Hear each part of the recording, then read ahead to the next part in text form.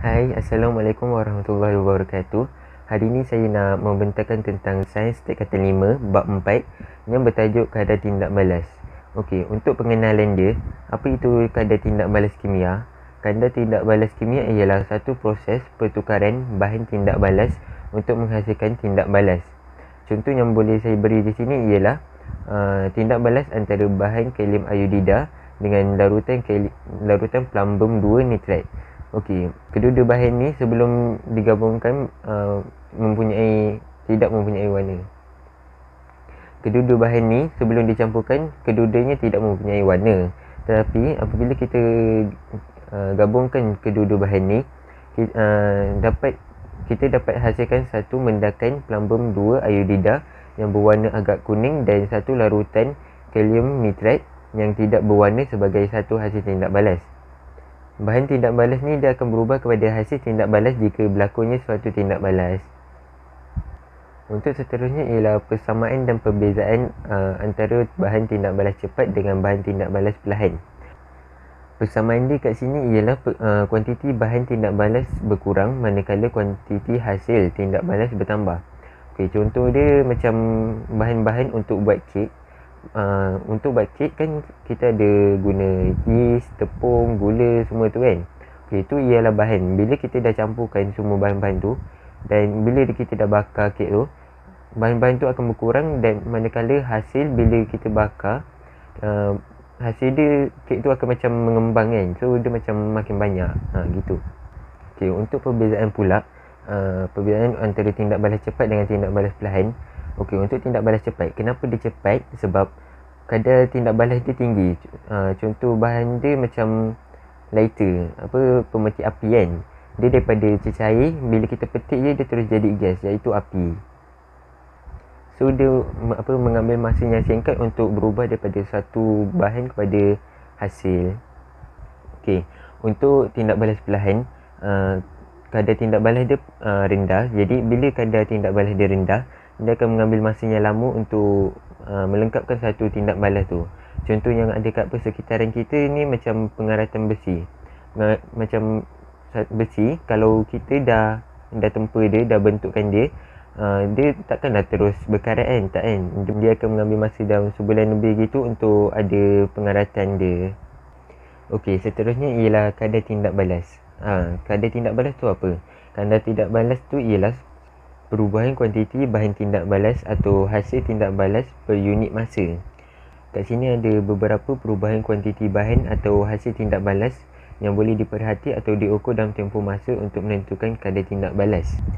Okey, contoh dia macam pengurangan jisim, isi padu dengan kepekatan tindak balas, pertambahan jisim, isi padu atau kepekatan hasil tindak balas, pengurangan atau pertambahan tekanan, suhu, nilai pH, kekondaksian elektrik, kekondaksian haba atau keamatan warna campuran tindak balas, pertambahan isi padu atau tekanan gas yang terbebas, pentambahan ketinggian mendadak yang terbentuk.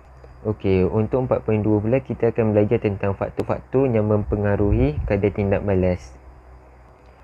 Okey, terdapat 5 faktor yang mempengaruhi kadar tindak balas. Yang pertama ialah suhu bahan tindak balas, yang kedua kehadiran mangkin, yang ketiga kepekatan bahan tindak balas, yang keempat tekanan dan yang kelima ialah saiz bahan tindak balas yang berbentuk pepejal. Okey, dalam 5-5 ni ada 4 di antaranya ialah apabila lagi tinggi, lagi besar peningkatan suatu tu. Yang pertama, suhu bahan tindak balas. Okey, apabila suhu bahan tindak balas ni meningkat, so kadar tindak balas dia pun akan meningkat.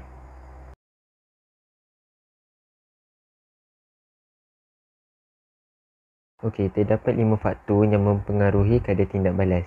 Yang pertama ialah suhu bahan tindak balas. Yang kedua ialah kehadiran mangkin. Okey, korang masih tak tahu kan mangkin ni apa? Mangkin ni ialah satu bahan yang mempercepatkan proses tindak balas. Contoh dia macam enzim.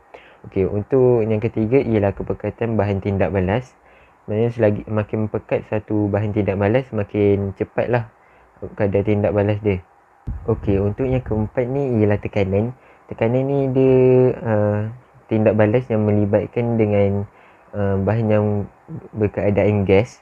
Contohnya macam apabila satu tempat tu tekanan dia meningkat, kadar tindak balas dengan bahan tindak balas yang berkeadaan gas juga akan meningkat. Okey, untuk yang kelima ialah saiz bahan tindak balas yang berbentuk pepejal. Maknanya semakin kurang saiz suatu bentuk pepejal, semakin tinggi kadar tindak balas dia. Untuk 4.3, ia menceritakan tentang aplikasi konsep kadar tindak balas.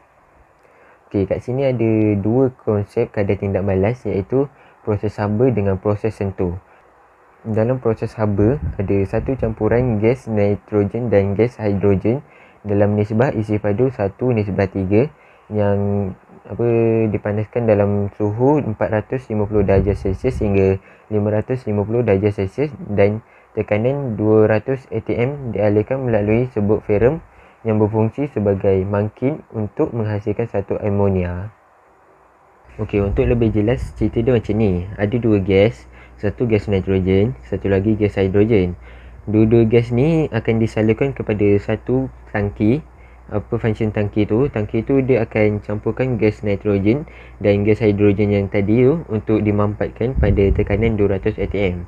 Okey, apabila dah dicampurkan kedua-dua gas ni, akan terhasillah satu gas baru iaitu amonia. Okey, amonia ni dia akan dibawa kepada satu reaktor.